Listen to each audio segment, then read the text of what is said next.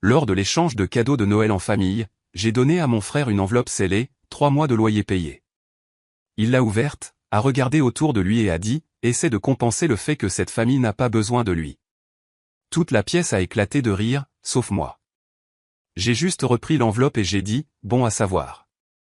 10 minutes plus tard, toute la famille criait, s'il vous plaît, écoutez-nous. J'avais remis à mon frère une enveloppe scellée remplie de 2400 $ en espèces, 3 liasses de centaines bien propres, attachées avec un trombone et organisées, assez pour couvrir son loyer pendant les 3 prochains mois. Je n'y avais pas mis de carte, pas de message, juste de l'argent. Je pensais qu'il comprendrait. Il l'a ouverte nonchalamment, comme s'il savait déjà que ça venait de moi et que ça ne valait pas la peine de se précipiter.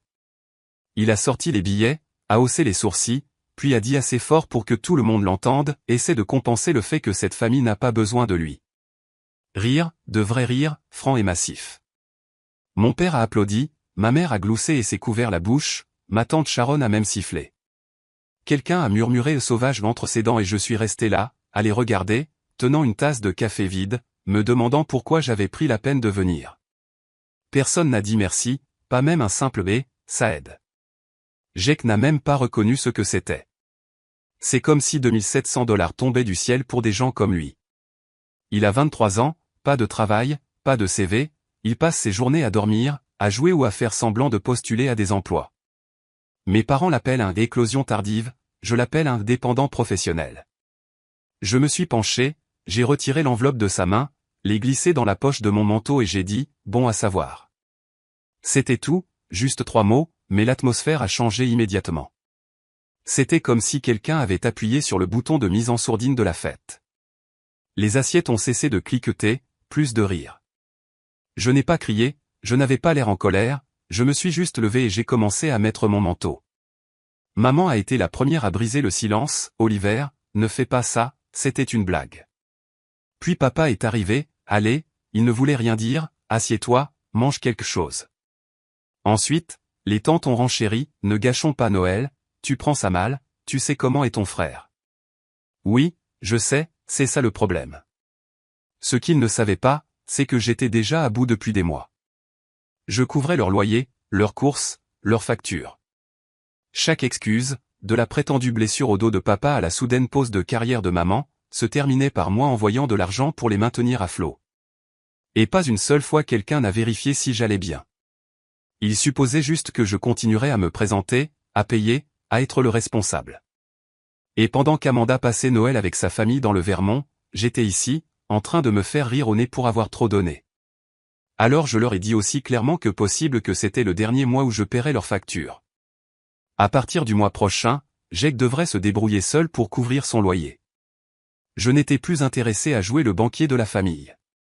C'est alors que les cris ont vraiment commencé. Tout le monde avait quelque chose à dire, que j'étais dramatique, que je regretterais ça, que c'était juste une stupide blague et que j'avais besoin de me blinder. Je n'ai pas élevé la voix, je ne me suis pas défendu, je n'ai pas expliqué. Je suis juste sorti et j'ai laissé la porte ouverte derrière moi. Il n'y a pas eu de claquement dramatique, pas de dernier regard, juste l'air froid et la réalisation tranquille que quelque chose avait finalement et complètement craqué. Je pensais que quitter l'échange de cadeaux de Noël serait la chose la plus difficile. Il s'est avéré que c'était la chose la plus facile que j'avais faite depuis des années. Les retombées ont commencé le lendemain matin. Appels manqués, long SMS, notes vocales pleines de culpabilité. Ma mère est passée en mode performance complète, tu as embarrassé ton frère à Noël, cette famille en a traversé beaucoup, tu as toujours été celui sur qui nous pouvions compter. Elle n'a même pas reconnu l'enveloppe ou le fait que Jake m'ait insulté devant tout le monde, elle est juste passée directement à la partie où j'étais le problème pour avoir réagi. J'ai ignoré tout ça, j'ai laissé ça traîner sans lire. Le deuxième jour, ils sont devenus plus directs. Ton père essaie de te parler comme un homme, a-t-elle écrit. Ne le rejette pas. Alors je suis allé dîner chez eux. Je ne m'attendais pas à grand-chose, mais je me suis dit que je les laisserais dire ce qu'ils avaient à dire pour que je puisse dire le mien. Jake était exactement comme je m'y attendais. Les yeux vitreux fixés sur son téléphone, pas un seul mot.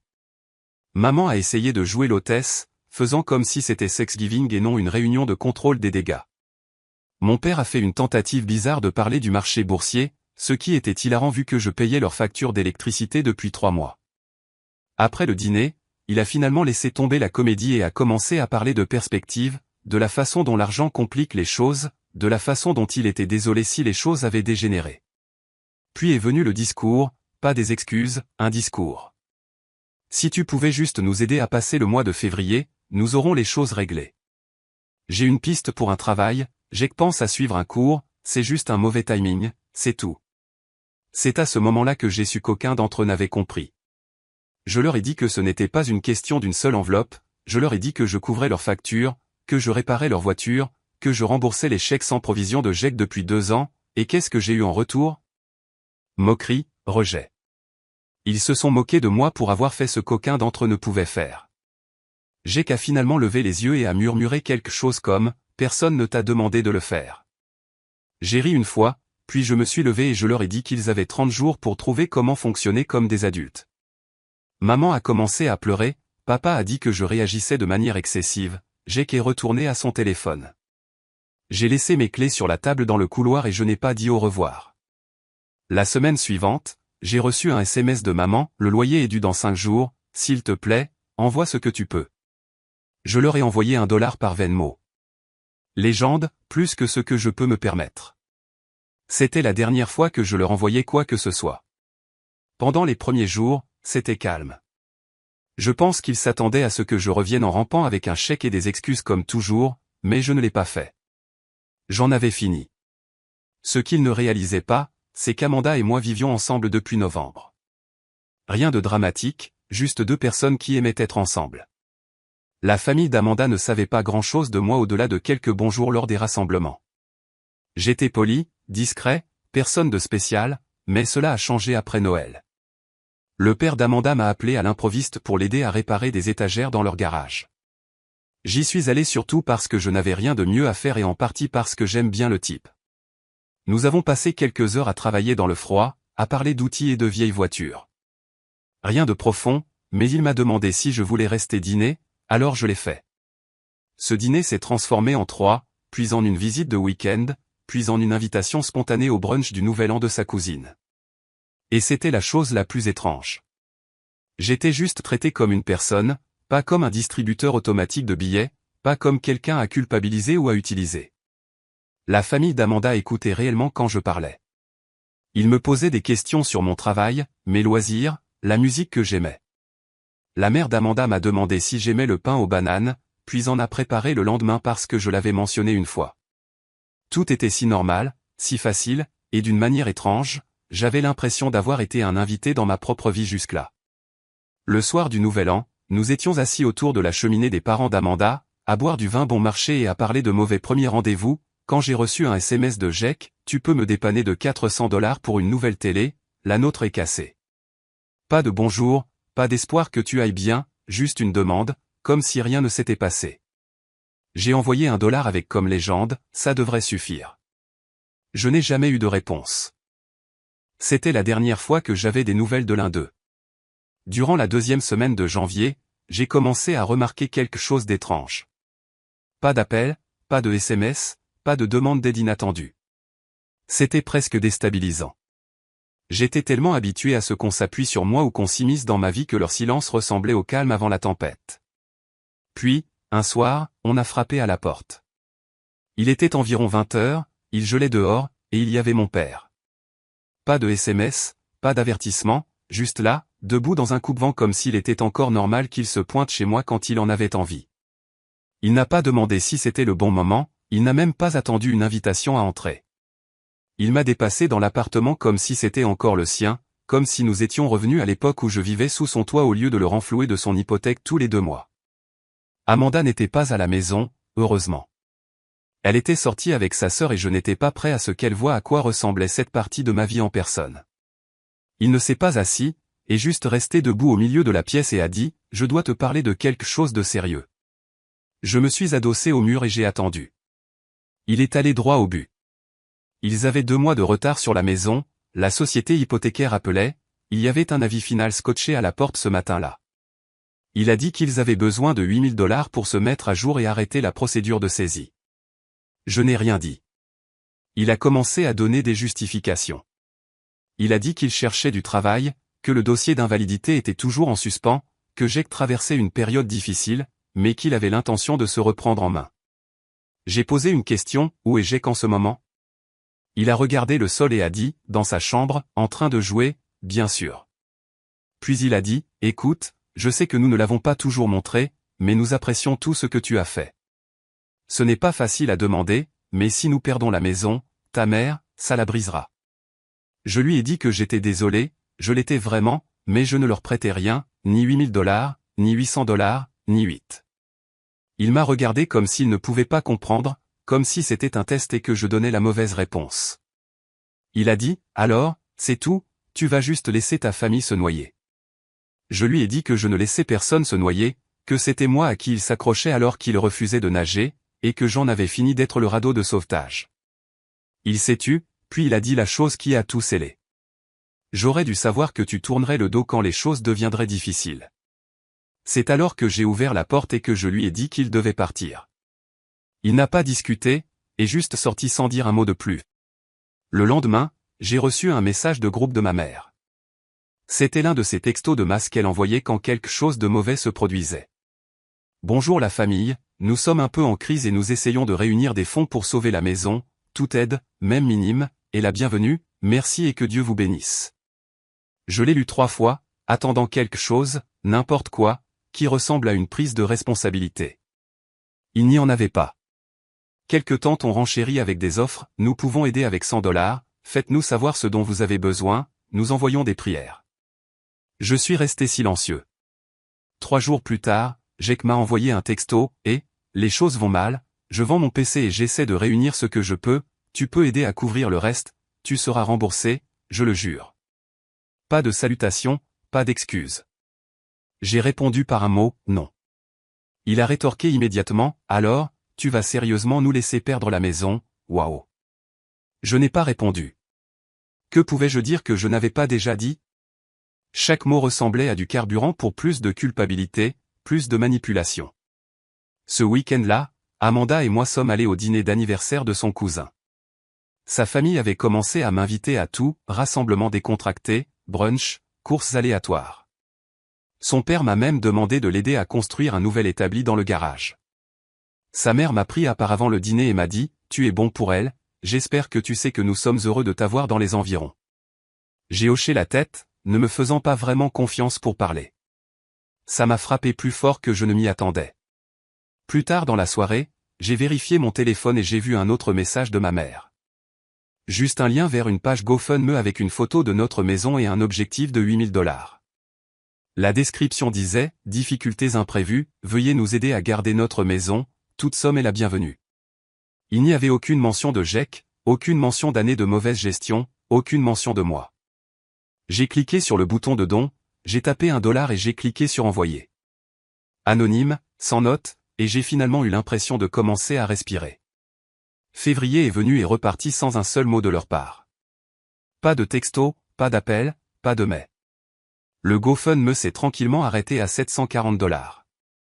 J'ai vérifié 1 ou 2 fois de plus, par curiosité plus que par inquiétude. Il y avait des commentaires de personnes dont je me souvenais vaguement, un ancien collègue de ma mère, un ancien voisin du quartier où j'ai grandi. Tous disaient des choses comme « Je prie pour votre famille et j'espère que vous vous en sortirez ». Pas un seul n'a mentionné l'enfant chéri, pas un seul n'a demandé pourquoi Jake n'aidait pas, pourquoi le fils adulte qui vivait toujours à la maison n'avait pas vendu sa chaise de jeu coûteuse, ses baskets ou son sentiment de droit vieux de 10 ans. La maison n'a pas fait l'objet d'une saisie ce mois-là, ce qui signifiait que quelqu'un était intervenu. Peut-être un oncle, peut-être l'une des tantes. Je ne me souciais pas assez de le découvrir. J'étais passé à autre chose, du moins c'est ce que je me suis dit. Mais il y avait encore de petits échos. Amanda et moi étions chez le frère d'Amanda un week-end, à les aider à peindre une chambre d'enfant, quand j'ai vu une notification sur mon téléphone, un message d'un numéro inconnu, je t'ai vu avec la famille d'Amanda, bien à l'aise là-bas. Tu nous as déjà oubliés? Je l'ai fixé pendant une longue minute avant de le supprimer. Pas de réponse, ça ne valait même pas la peine de dépenser de l'énergie. La famille d'Amanda, d'un autre côté, continuait à me tirer vers elle, lentement, sans pression. Je venais réparer un robinet qui fuyait et son père me tendait une bière après, me parlait de travail, me parlait de sport. Sa mère a commencé à me demander d'apporter des plats au repas partage, comme si j'avais toujours fait partie du cercle. Son petit cousin m'a demandé si je lui apprendrais à conduire en stick cet été. C'était subtil, mais c'était constant. Ils ne m'ont jamais rien demandé, ils ne se sont jamais moqués de moi, ils m'ont juste inclus. Un dimanche après-midi, le père d'Amanda m'a appelé directement, a dit qu'ils organisaient un petit barbecue, a voulu savoir si je pouvais aider avec le grill. Je me suis présenté et il m'a tendu les pinces comme si c'était un passage de témoin. Il n'a même pas demandé si je l'avais déjà fait, a juste supposé que je pourrais comprendre. Au milieu de l'après-midi, Amanda s'est penchée vers moi et a chuchoté, « Tu vas bien ?» J'ai dit, « Oui. » Et je le pensais. C'était étrange de rester là à retourner des hamburgers, à rire avec des gens qui ne connaissaient pas l'ancienne version de moi. Ils ne connaissaient pas le type qui conduisait 1 heure toutes les 2 semaines pour réparer la plomberie de quelqu'un d'autre ou renflouer la dette de carte de crédit de quelqu'un d'autre. Ils ne me voyaient pas comme brisé ou amèrement responsable. Ils me voyaient juste.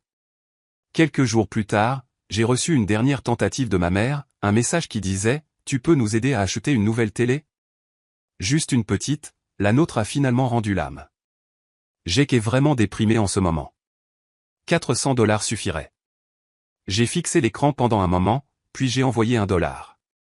Légende, dit à Jake de prendre un livre. C'était tout. C'était la dernière fois que j'avais de leurs nouvelles. Pas même un merci, pas même un d'accord. Le silence, enfin, et pour une fois, il n'avait pas l'air d'une punition. Il avait l'air mérité. En mars, le silence de ma famille s'était transformé en quelque chose de permanent. Pas une guerre froide, plutôt une résignation silencieuse des deux côtés. Personne ne reprenait contact, plus de pics subtils de Jake, plus de voyages de culpabilité à moitié sincères de maman, plus de nouveaux numéros envoyant des textos avec de vagues menaces déguisées en inquiétude. Je pensais que je me sentirais seul, je ne l'ai pas fait. Amanda et moi nous installions dans quelque chose qui semblait enfin stable. Pas accent grave-l'œil, pas trop romantique, juste constant. Elle laissait de petites listes dans la cuisine, comme « N'oublie pas ton déjeuner » ou « Achète du lait » avec un dessin idiot d'une vache sur le côté. Je me suis retrouvé à attendre avec impatience des courses comme aller au marché fermier le samedi juste pour que nous puissions nous disputer sur quelles pommes étaient les meilleures. Ce n'était pas du love bombing ou des démonstrations théâtrales, c'était de petites choses réelles. Sa famille, cependant, c'est là que le changement a vraiment commencé à se faire sentir. C'est la mère d'Amanda, de toutes les personnes, qui a déclenché ça. Un dimanche après-midi, elle m'a demandé de venir plus tôt pour aider à installer les chaises pour la baby shower de sa cousine. J'ai supposé que c'était juste une histoire de préparation, mais elle m'a ensuite remis une liste de courses comme si j'avais déjà été adopté dans la chaîne logistique. Je n'ai même pas sourcillé, je l'ai juste fait. À un moment donné pendant la fête, j'ai remarqué le père d'Amanda en train de me regarder. J'ai pensé qu'il était peut-être en train de me jauger à nouveau, de vieilles habitudes, mais après que tout le monde soit parti et que nous étions en train d'enlever les décorations, il a dit quelque chose auquel je ne m'attendais pas. « Tu sais, tu te débrouilles bien. » J'ai vu beaucoup de gens craquer sous moins de pression. Il n'a pas élaboré, n'a pas dit ce qu'il savait ou ce qu'Amanda aurait pu lui dire, mais ça m'a marqué. Ce soir-là, je me suis retrouvé à faire défiler de vieux messages de ma famille. Rien de dramatique, juste en train de regarder, en essayant de me souvenir de ce que ça faisait d'être voulu seulement quand les choses tombaient à l'eau. Je n'ai répondu à aucun d'eux, j'ai supprimé le fil. Le prochain rebondissement est arrivé de façon inattendue. Amanda et moi étions sortis manger des tacos quand elle a mentionné avec désinvolture, « Au fait, ma cousine Julia nous a invités à la Maison du Lac le mois prochain. » J'ai fait une pause. La même qui ne se souvenait pas de mon nom les 4 premières fois que je l'ai rencontrée? Elle a ri. Ouais, mais maintenant tu es Oliver qui a réparé le grill, donc apparemment tu as été promu. Ça avait l'air inoffensif, juste un week-end décontracté, jusqu'à ce que le mari de Julia, Brian, me prenne à part ce vendredi soir au lac et dise qu'il voulait parler affaires. Il s'est avéré qu'il travaillait dans une petite entreprise qui avait besoin d'un chef de projet avec des compétences en informatique. Il ne savait pas grand-chose de moi au-delà de ce qu'Amanda lui avait dit, que j'étais fiable, organisé et pas un abruti, mais il était intéressé. Il a dit, « Tu n'es pas sur LinkedIn, ce qui est bizarre, mais les gens se souviennent de ce que tu leur as fait ressentir, ça compte plus. » Je ne savais même pas que j'étais pris en considération pour quoi que ce soit. Nous avons parlé pendant 1 heure. À la fin du week-end, j'avais une offre provisoire, moins de déplacements, plus de flexibilité, un salaire plus élevé. Amanda m'a trouvé assis sur le quai ce dimanche matin, en train de regarder l'eau. Elle m'a demandé si j'allais bien. J'ai hoché la tête, en train d'assimiler l'information. Parce que la vérité était que quelque chose dans tout cela ressemblait à du vol. Comme si je prenais quelque chose qui n'était pas destiné à moi, une famille qui n'était pas la mienne, une opportunité d'emploi qui m'était offerte autour de bière, une paix que je n'avais pas gagnée, du moins pas de la manière dont je définissais les choses auparavant. Je lui ai parlé de l'offre, elle a juste dit, je t'avais dit qu'il t'aimerait. La semaine suivante, ma mère a appelé. Première fois depuis des mois. Pas de message vocal, juste un appel manqué. Je l'ai laissé traîner. Puis un deuxième appel, suivi d'un SMS, on peut parler, rien de grave, juste parler une seconde. J'ai senti la vieille crispation, cet instinct de rendre les choses plus faciles, d'aplanir les choses, mais je n'ai pas rappelé. J'ai transféré le texto à Amanda, elle a répondu, ta vie est plus calme maintenant, garde-la comme ça. Elle avait raison. Plus je m'éloignais, plus tout devenait clair. Ils ne reprenaient pas contact parce que je leur manquais, ils reprenaient contact parce que quelque chose ne fonctionnait pas sans moi. Mais j'en avais fini d'être une fonction, une solution de repli, une transaction. Pour la première fois, je n'avais pas l'impression d'échapper à quelque chose, j'avais l'impression d'être arrivé à destination. Avril a commencé avec le genre de paix qui me rendait méfiant au début. J'attendais sans cesse le prochain coup dur, la prochaine demande, la prochaine façon dont ils essaieraient de me ramener. Mais le téléphone est resté silencieux, la boîte de réception était vide. Le poids que j'avais l'habitude de porter, financièrement, émotionnellement, tout cela avait disparu. J'ai accepté le travail que Brian m'avait offert. Il m'a envoyé un texto un matin avec une date de début et une liste de documents d'intégration, comme si c'était la chose la plus naturelle au monde de changer la trajectoire de quelqu'un. Je les ai signés le jour même. Un meilleur salaire, moins de stress et personne ne me traitait comme une machine qui n'existait que pour résoudre ses problèmes. La famille d'Amanda l'a découvert, bien sûr, pas parce que j'avais dit quoi que ce soit. Je n'ai jamais aimé trop parler des victoires, mais parce que sa mère l'a appris d'Amanda et que cela s'est répandu comme une traînée de poudre dans le reste d'entre eux. Son père nous a invités à dîner, a préparé des côtes et a ouvert une bouteille de vin qu'il réservait habituellement pour les fêtes. Au milieu du repas, il a levé son verre et a dit, à Oliver, pour savoir quand rester dans un combat et quand s'en aller. Tout le monde a trinqué, j'ai dit, merci. Et c'était tout. Pas de blagues, pas de critiques, pas de rappels maladroits de vieilles erreurs, juste des gens heureux pour moi. Ce même soir, après être rentré à la maison, je l'ai vu. Un appel manqué de ma mère, pas de message cette fois, juste un appel à 21h46, un numéro que je connaissais par cœur et dont je n'avais pas entendu parler depuis des mois. Il est resté là sur mon écran comme une question à laquelle je ne voulais pas répondre. Puis, quelques jours plus tard, un message vocal. Ta cousine a dit que tu avais un nouveau travail. Je suis contente d'entendre ça, j'espère que tu es heureux. Nous sommes toujours là si tu veux revenir. Revenir, comme si tout ce que j'avais fait était de prendre une pause. Comme si ce qui s'était passé à Noël n'avait rien changé. Comme si des années à être traité comme un outil avec un portefeuille pouvaient être effacées avec un message de 5 secondes qui n'incluait pas le mot « désolé ». Je n'ai pas répondu, je ne l'ai même pas sauvegardé cette fois. Le prochain coup dur est arrivé en mai. Un SMS de Jack. C'était une capture d'écran d'un écran plat pour $399 en solde chez Best Buy. En dessous, juste une ligne, tu pourrais aider, tu sais. $400, ce n'est pas beaucoup pour quelqu'un comme toi. Pas de salutation, pas de contexte, pas même un faux semblant d'inquiétude fraternelle. Je ne me suis pas mis en colère, je n'ai pas soupiré, je n'ai rien ressenti. Je lui ai envoyé $1. Légende, encore trop. Il n'a jamais répondu. C'était la dernière fois que j'avais de ses nouvelles. Amanda et moi sommes retournés à la maison du lac ce week-end-là. Juste nous, pas de plan, pas d'horaire. Elle a apporté des livres, j'ai apporté du charbon de bois et de la viande. Nous avons fait des grillades, nous avons nagé, nous avons joué à de vieux jeux de cartes et nous avons parlé de rien jusqu'à ce que le soleil se couche. On aurait dit quelque chose tiré d'une vie que je n'aurais jamais pensé pouvoir vivre. Ce samedi soir, assis près du feu avec une couverture sur ses genoux et ses cheveux encore mouillés par le lac, elle m'a demandé, « Il te manque ?» J'y ai pensé plus longtemps que je ne m'y attendais. Pas parce que je ne connaissais pas la réponse, mais parce que j'ai finalement compris ce qu'elle demandait vraiment. J'ai dit, ce qui me manque, c'est ce que j'espérais qu'il serait, mais cette version 2 n'existait pas. Je pense que j'étais juste trop près pour le voir. Elle a hoché la tête une fois. Bien. Après qu'elle soit allée se coucher, je suis resté dehors près du feu. J'ai ouvert mon téléphone, j'ai fait défiler les anciens messages une dernière fois, puis j'ai cliqué sur supprimer. Chaque numéro, chaque fil, même les contacts sauvegardés. Je ne voulais pas de la tentation, je ne voulais pas du poids. Il y a une ligne que tu franchis quand tu arrêtes de t'expliquer, quand tu arrêtes de défendre ton point de vue dans l'espoir que quelqu'un finisse par comprendre. Je n'étais plus en train de m'expliquer, je n'attendais plus d'excuses, je n'espérais plus qu'il change. J'avais changé, et c'était suffisant. Quand je suis venu me coucher, Amanda s'est retournée à moitié endormie et a dit « Tout va bien ». Je l'ai embrassée sur le front. « Oui », ai-je dit. « Tout va enfin bien. » Mise à jour. Une petite surprise qui m'a frappé plus fort que prévu.